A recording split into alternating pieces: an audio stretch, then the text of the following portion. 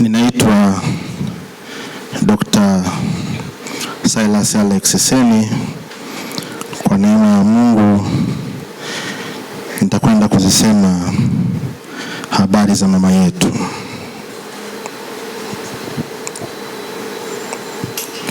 Sehemu ya kwanza. Salamu na utangulizi.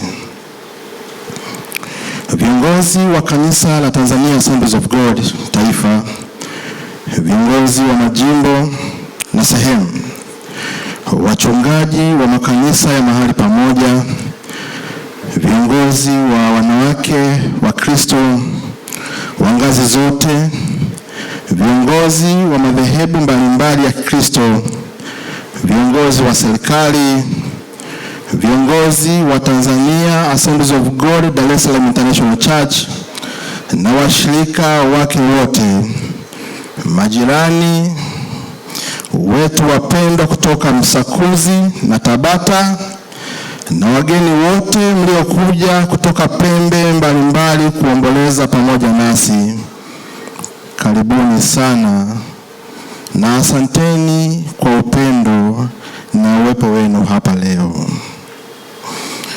Ninasimama mbele yenu leo kwa niaba ya kanisa la Tanzania Assemblies of God Dar es Salaam International Church na kwa niaba ya familia ya mchungaji Mhandisi Ray Waseyenge, nikiwa nimebeba heshima kubwa na moyo mzito, lakini pia moyo uliojaa shukrani kwa Mungu.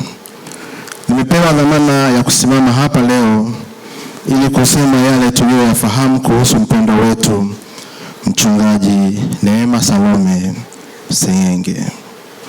Tumekusanyika leo kwa sababu moja: kumheshimu, kumkumbuka na kumuaga kwa mara ya mwisho mtumishi wa Mungu mchungaji Neema Salome Seyenge. Lakini kabla sijaendelea, nataka niweke wazi jambo moja muhimu tangu mwanzo. Leo si siku ya huzuni, leo ni siku ya kusherehekea misheni iliyokamilika. Tumpigie Bwana makofi. Leo ni siku ya kumshangilia mwanamke aliyeishi maisha yake yote kwa kusudi. Leo ni siku ya kumwabudu Mungu aliyempa nguvu ya kukimbia mbio zake hadi mwisho bila kuchoka.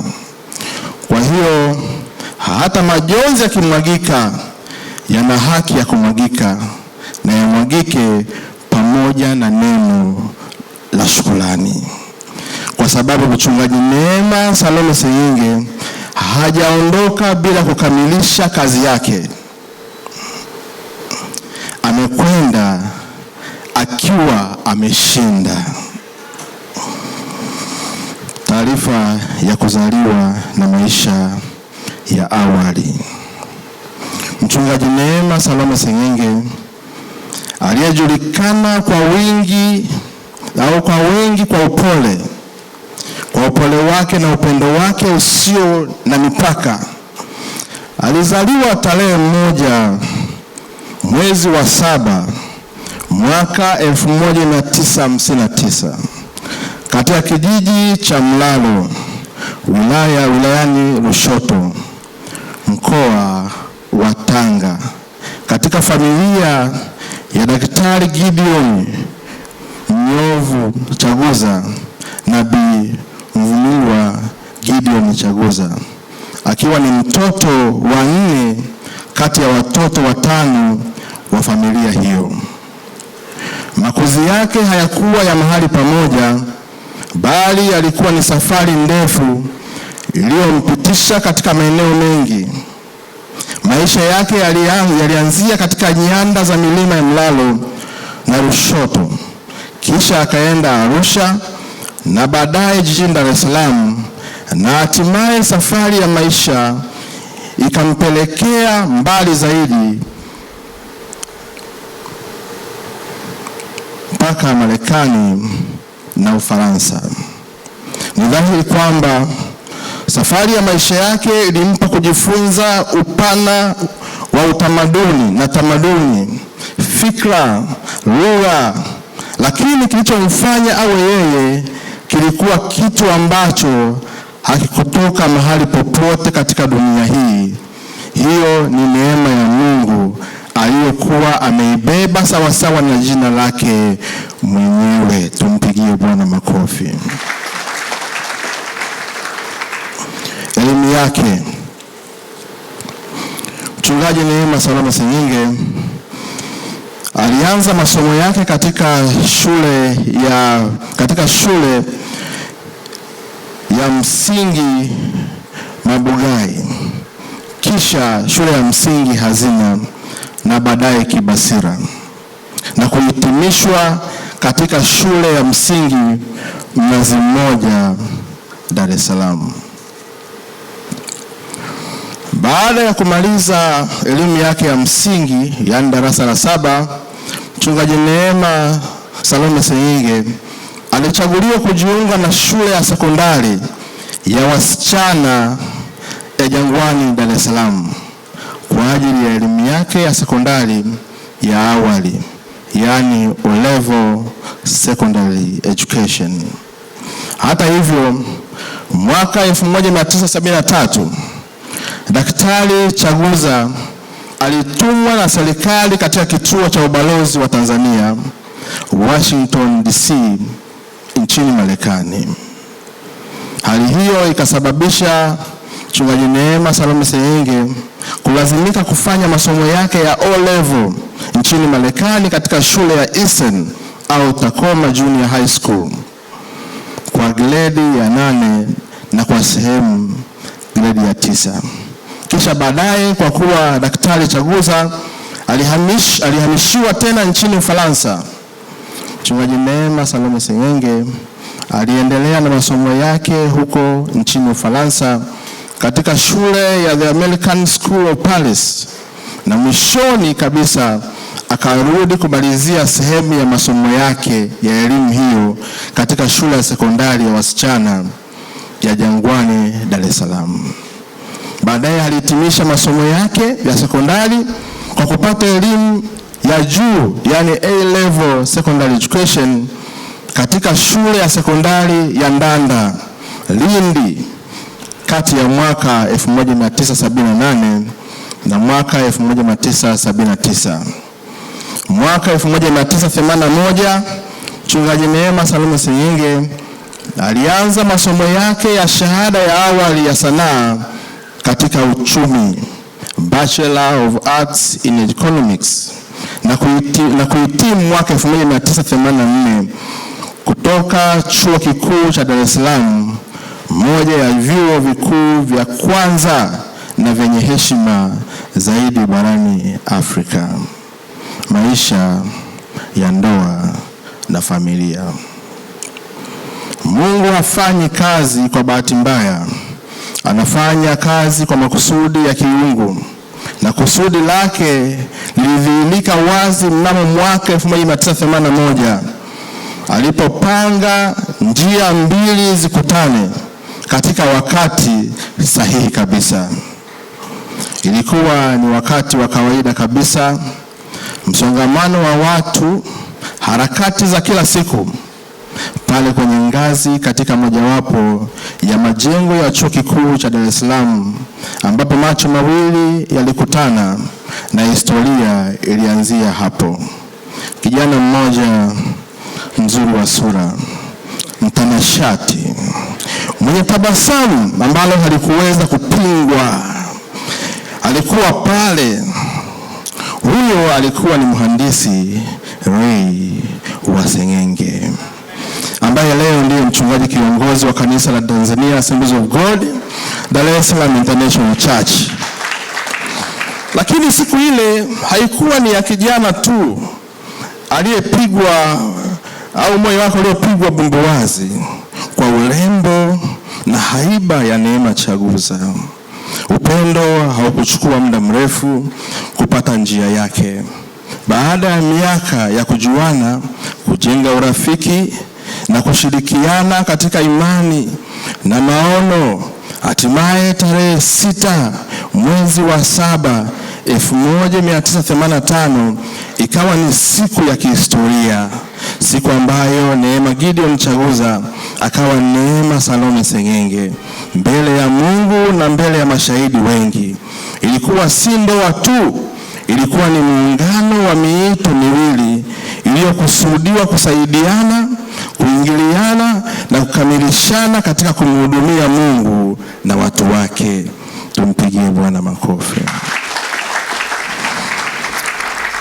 Katika miaka 41 ya ndoa hiyo iliyojaa upendo, uvumilivu, imani, ushirikiano, Mungu aliwabariki kwa watoto 3.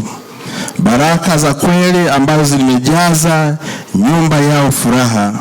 Na leo familia hiyo imekuwa, kwani kati ya watoto hao kuna mkwe mmoja aliyekubaliwa moyoni na wajukuu 4 wanaokuja kwa kelele, kwa nyimbo na kwa tabasamu, wajukuu ambao bibi yao aliwapenda kwa moyo wake wote. Mchungaji Neema Salome Seng'enge hakuwa mke tu kwa maana ya kawaida. Alikuwa ni nguzo, alikuwa ni mshauri wa kwanza wa mumewe, alikuwa ni sala ya usiku na nguvu ya asubuhi ya familia yake. Katika nyumba ile, watoto walikuwa wakijua kwamba mama yao ni mtumishi wa Mungu, na hilo lilikuwa fundisho bora kuliko lolote ambalo wangeweza kupewa. Kazi na utumishi wa serikali au taifa. Kuanzia mwaka 1984 hadi mwaka 1987 alitumikia serikali ya Tanzania kama mchumi. Kwanza katika Wizara ya Maji, Nishati na Madini, na kisha katika Wizara ya Ardhi. Ingawa kipindi hiki kilikuwa ni kifupi kwa miaka, kilikuwa ni muhimu kwa ukuaji wake kama kiongozi, na hapa ndipo alipojifunza mifumo ya utawala, akapitia usimamizi wa rasilimali wa taifa na akajengewa ujuzi ambao baadaye ungemsaidia katika majukumu mbalimbali na makubwa zaidi ya uongozi ndani ya kanisa. Wito na safari ya imani. Ilikuwa ni mwaka 1979. Mchungaji Neema Salome Seng'enge alikuwa ni mwanafunzi wa kidato cha 5, binti mwenye nguvu, mwenye ndoto, mwenye mustakabali mbele yake. Alimkabidhi Bwana maisha yake, Yesu Kristo, na moyo wake wote na kwa nguvu zake zote na ndoto zake zote zikamwelekea Bwana. Tumpigie Yesu makofi. Uamuzi ule haukuwa wa muda, ulikuwa ni ahadi ya maisha yake yote, na historia iliyofuata ilithibitisha kwamba aliusimamia uamuzi huo hadi pumzi yake ya mwisho. Imani yake haikuwa ndani ya moyo wake tu, ilimfurika na kumwagika kwa wengine.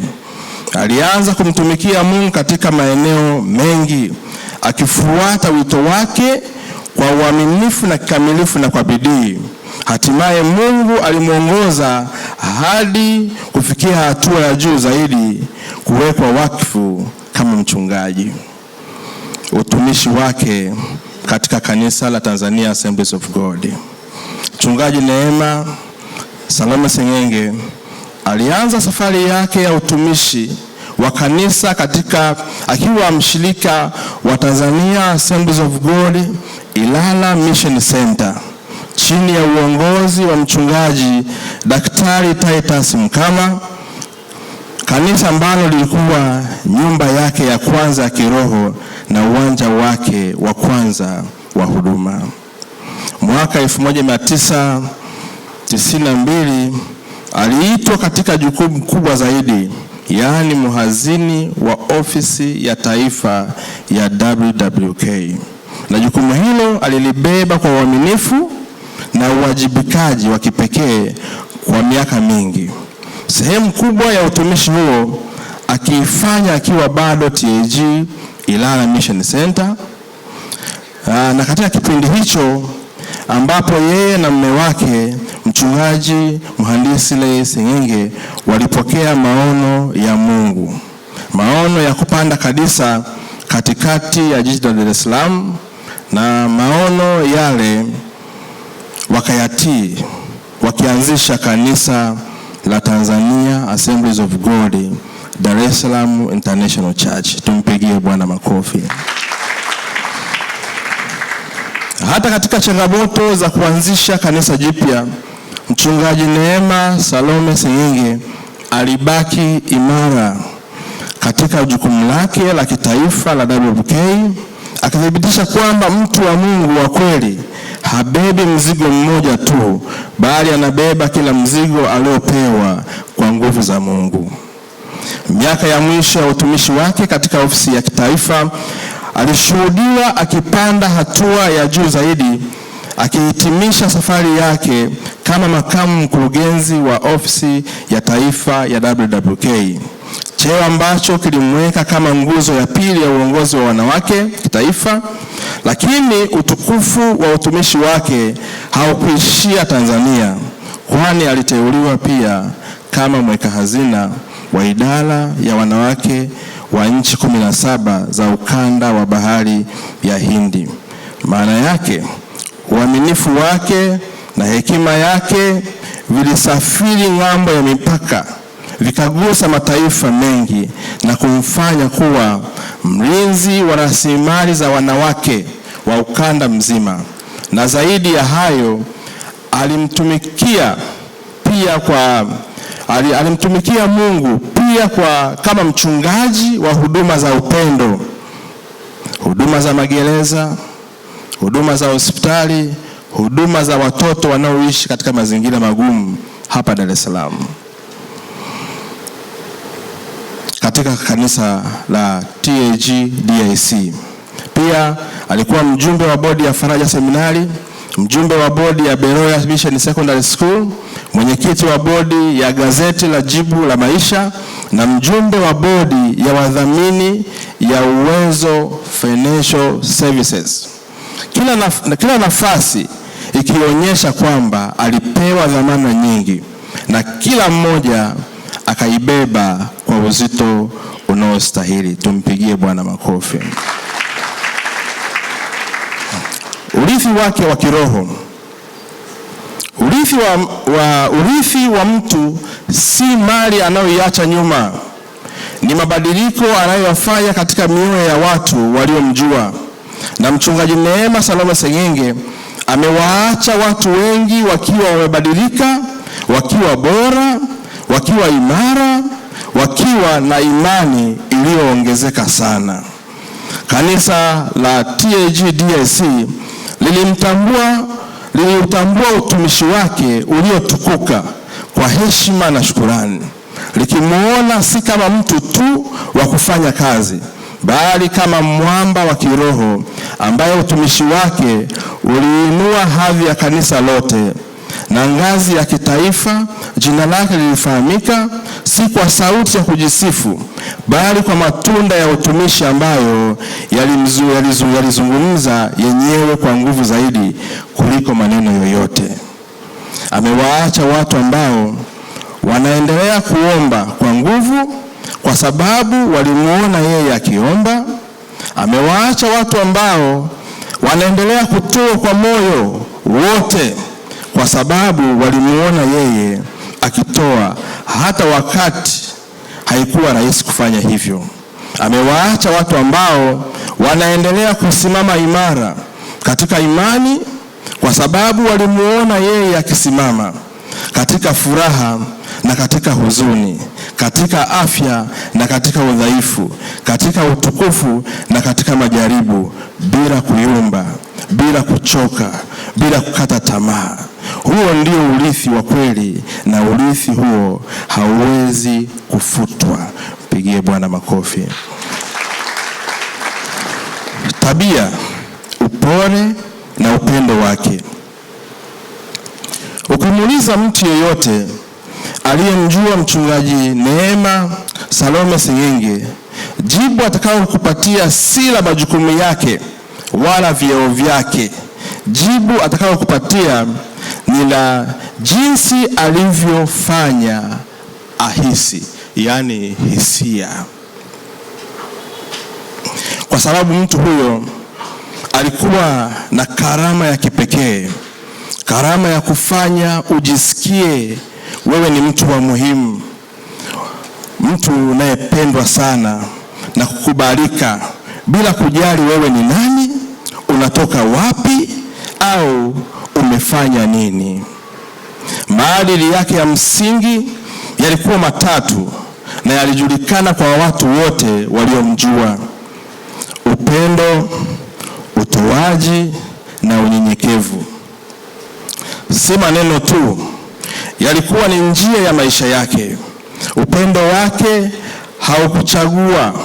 Uliweza kukaa vizuri na kiongozi wa kitaifa na bado ukaketi chini kwa mzee asiye na nguvu na kwa watu wote waliomzunguka. Utoaji wake haukusubiri kuombwa. Alijitokeza mwenyewe na kuonyesha ishara ya upendo wakati sahihi na kwa njia sahihi. Mchungaji Neema Salome Seng'enge alitoa hata pale mazingira yaliposema vinginevyo, na unyenyekevu wake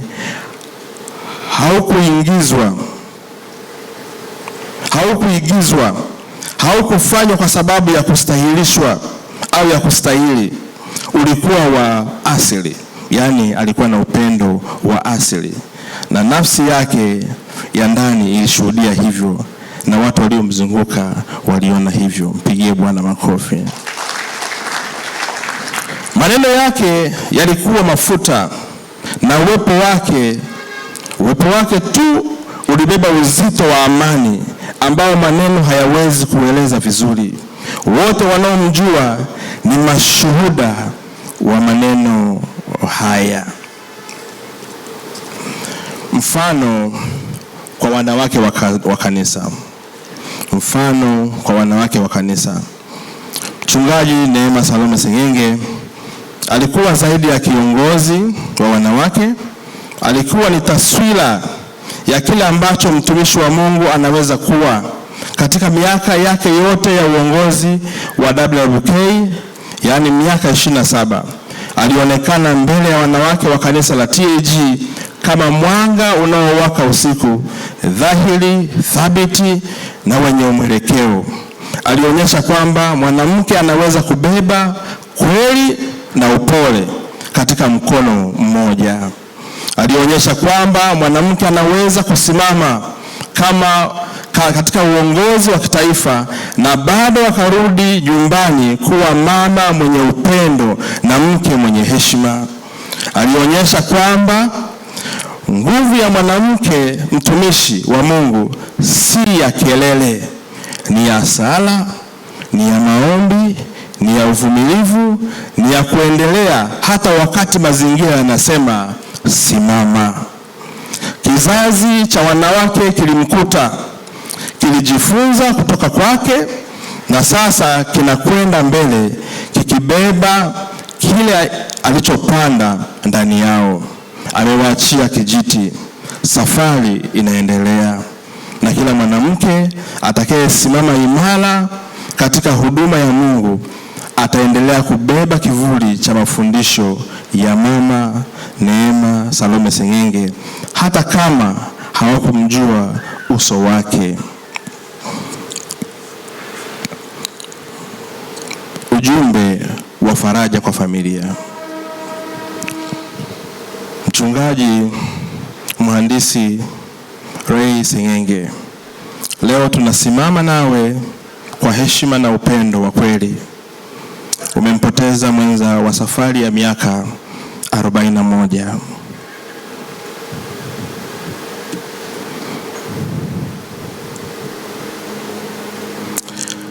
nguzo yako, rafiki yako na mshirika wako wa imani, mwenzi wako wa safari. Amemaliza mbio zake kwa ushindi. Kanisa hili linasimama nawe, si kwa maneno tu, bali kwa moyo wote. Watoto wapendwa, mama yenu aliishi vizuri, alifanya kazi yake, na urithi aliotuachia kama kanisa si wa mali wala cheo, bali wa tabia, wa imani na wa jina zuri mbele za Mungu na wanadamu. Bebeni urithi huo kwa fahari. Familia ya Daktari na Balozi Chaguza, binti yenu na dada yenu, amemaliza safari yake hapa duniani kwa ushindi. Mlilieni vizuri na mlilieni vizuri, mlimlea vizuri, mlimpa msingi imara, na msingi huo ulibeba jengo zuri ambalo linaonekana katika maisha ya kila mtu aliyemgusa.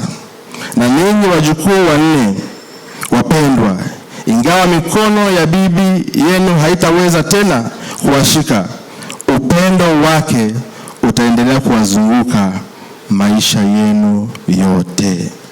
Tumpigie Bwana makofi. Msimamo wa imani. Msimamo wa imani na tumaini la ufufuo. Tunasimama hapa leo si kama watu wasio na tumaini. Tunasimama kama watu wanaoijua kweli.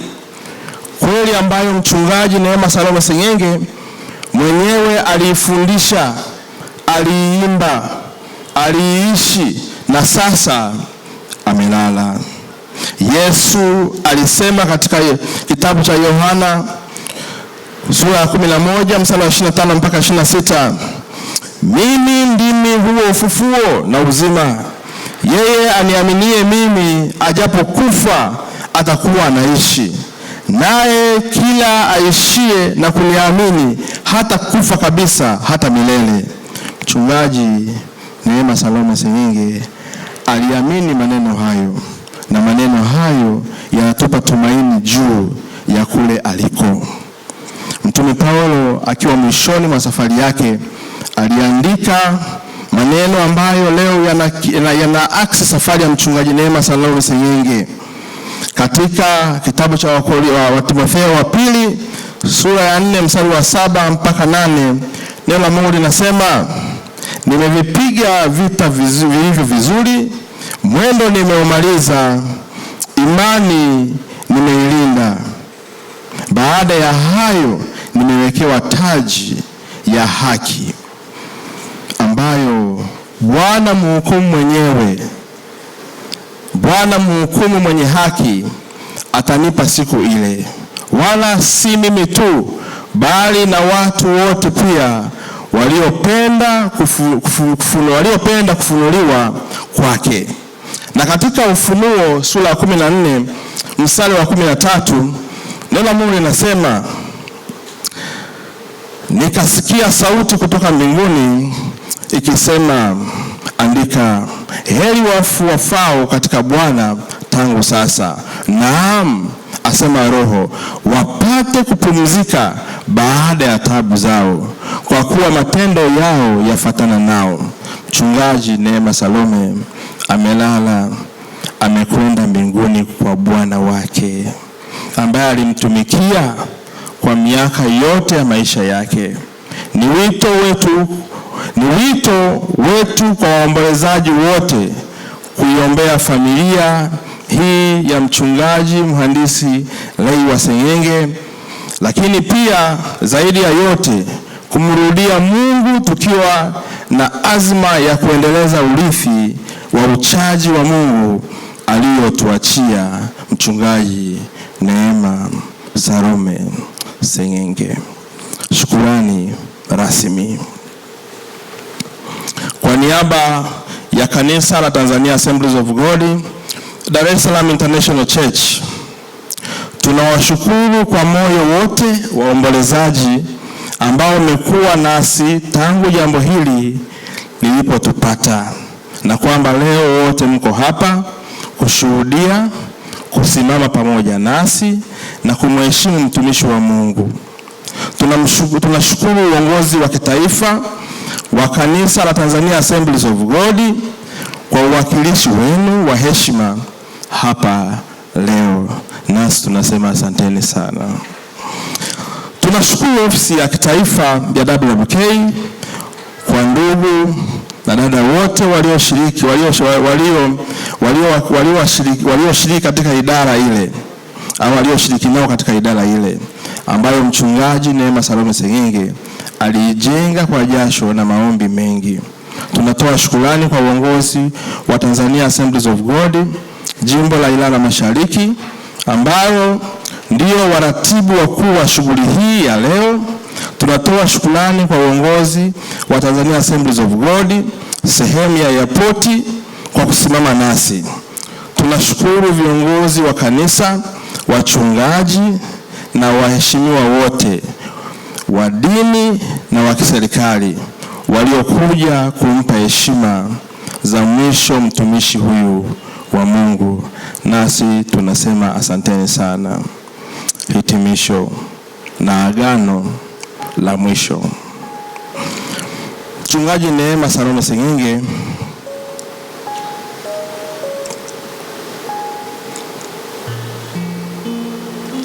Mchungaji Neema Salome Seng'enge, tulikujua kama mama, tulikujua kama kiongozi, tulikujua kama mwombaji, tulikujua kama mchungaji, tulikujua kama rafiki, lakini zaidi ya yote tulikujua kama mwanamke aliyempenda Mungu wake kwa moyo wake wote. Leo tunakuaga si kwa kukata tamaa, bali kwa furaha iliyochanganyikana na majonzi. Furaha kwa sababu tunajua uko salama. Machozi kwa sababu sisi bado tuko hapa na nafasi yako sio rahisi kujazwa na mtu mwingine yeyote, ila Bwana hilo analijua mwenyewe. Nenda salama mama, nenda salama mchungaji, nenda salama kiongozi wa taifa.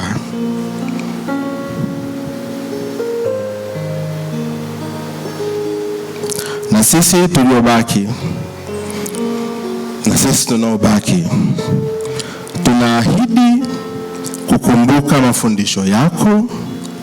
Tunaahidi kushika thamani ulizozipanda ndani yetu na ndani ya mioyo yetu na fikra zetu.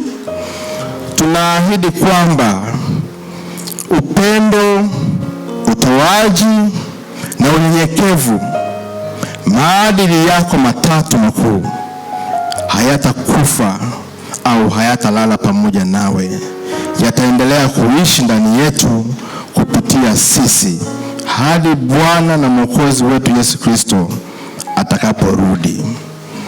Asante sana Mchungaji Salome Neema Seng'enge kwa maisha yako. Tutaonana paradiso. Asante sana. Amen. Asante sana kwa ujumbe mrefu mzuri ambao unaeleza ujumla wa maisha ya dada Neema. Wapendwa, Bwana Yesu asifiwe. Amen. Naomba nichukue nafasi hii sasa nimwombe baba yetu mzee Mkama kwa lile neno ambalo angependa kulisema.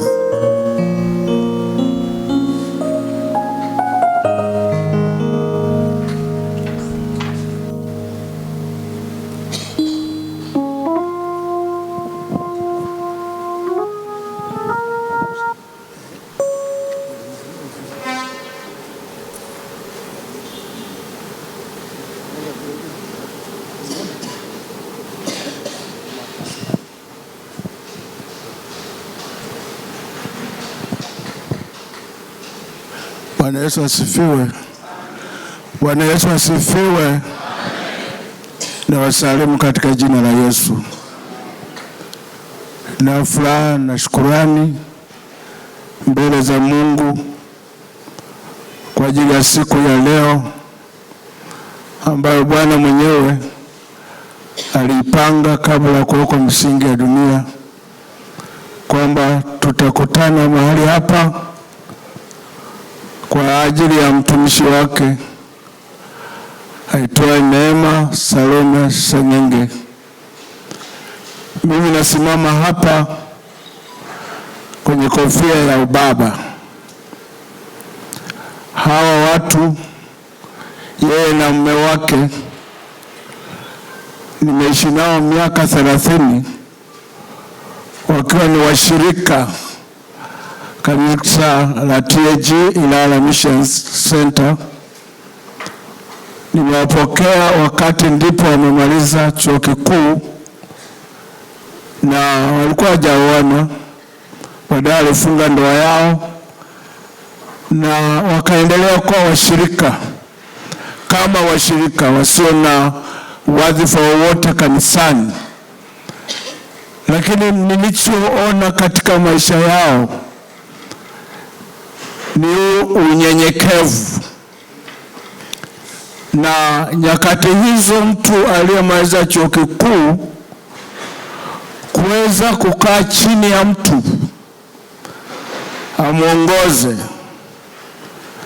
nafikiri isingekuwa jambo jepesi. Lakini hawa watu walikuwa unyenyekevu sana, ule unyenyekevu wa kujishusha kana kwamba hakuingia hata darasa moja. Ule upendo waliokuwa nao, heshima, utii kwangu mimi kama mchungaji wao. Mume wake amepitia naye nyadhifa nyingi tu hapo kanisani na amefanya mambo mazuri. Naye mama alikuwa naye na huduma yake, huduma ya upendo, utoaji. Ni mtu aliyependa kwa karibu na watu, sio kujitenga na watu. Ni mtu ambaye alijiona ni mtu wa kawaida sana. Hivi leo nikikwambia kwamba huyu mama alikuwa anapika maandazi, amemaliza chuo kikuu na ni mfanyakazi wa serikali, hutaamini. Lakini alifanya hivyo ili ya kwamba hawezi kumtumikia Mungu wake. Kwa kweli mimi nasema ya kwamba najivunia maisha ya Neema Salome. Ndiyo, kibinadamu kifo hakizoeleki. Kibinadamu kina machungu yake. Nakumbuka siku mchungaji msaidizi alipokuwa ananiambia, kwanza mtu sijui ni alipata hekima gani. Tukawa tunazungumza, tunachati mambo mengine, tunacheka. Hata mchaka bana, nashukuru kwa kunipigia. Sasa ngoja nina jambo nataka kuambia. Najua mchungaji Neema Seng'enge amepumzika chumbani. Asema amelala mauti. Sikuamini, moyo ulianza kuniendesha vibaya. Moyo ulianza kunipiga vibaya. Na kuambia kweli, siku ya kesho yake sikutoka kitandani, siku ya pili yake sikutoka kitandani, mpaka siku ya Alhamisi ndipo nilinuka nikasema ngoja niende nyumbani. Nikaenda kamkuta mume wake yuko pale. Mawazo yangu kibinadamu hayakuamini kirahisi, lakini ndivyo imekuwa. Tupokee na tukubali hivyo, kwamba ndivyo ilivyompendeza Mungu kumpumzisha mtu wake kwa amani na kwa utulivu. Naloweza kusema kwa mchungaji Seng'enge na watoto, mjipe moyo. Hakuna kukata tamaa, hakuna kurudi nyuma. Sasa ndio mjikaze sawasawa kwamba sasa ni kutumika kufa na kupona. Mungu hata waacha, Mungu hata wapungukia katika mazingira yote mtakayopitia. Mungu wenu aliyewaita hata waacha wala hata wapungukia. Yeye ndiye atakayefuta machozi ndani ya mioyo. Unajua saa zingine wanaume tunaliliaga machozi yanashuka huko kifuani. Ukiniangalia macho yangu makavu, lakini huko ndani kuna kisima cha machozi. Lakini hicho kisima anayeweza kukiondoa ni Mungu mwenyewe. Na ndiye ambaye atakayewashika katika mazingira yote. Na wana DIC ni washukuru kwa kusimama na huyu mtumishi wake kwa muda wote aliyowatumikia. Nafikiri mmemfahamu, huenda zaidi ya mimi, sijui, lakini mimi nimemfahamu kwa miaka yote 30, jinsi alivyokuwa mnyenyekevu, asiye na maneno mengi, ila aliye na matendo mengi kuliko maneno. Ndivyo nilivyomfahamu. Sisi alitubeba kama wazazi wake. Alikuwa karibu nasi katika mapito mbalimbali tunapitia. Yupo, anakuja, tukiwaita wanakuja, wakisikia wanakuja. Kwa hiyo mimi nataka kusema, ndugu zangu, tujipe moyo, tujipe moyo. Vita kapiga, amevimaliza. Sasa katulia mbele za Mungu. Hata tukisema nini, tukilalamika nini, haisaidii.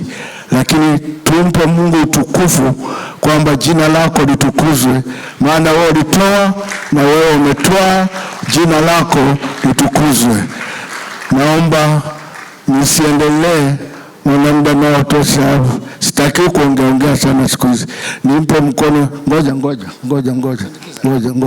Naona natembea kama mlevi.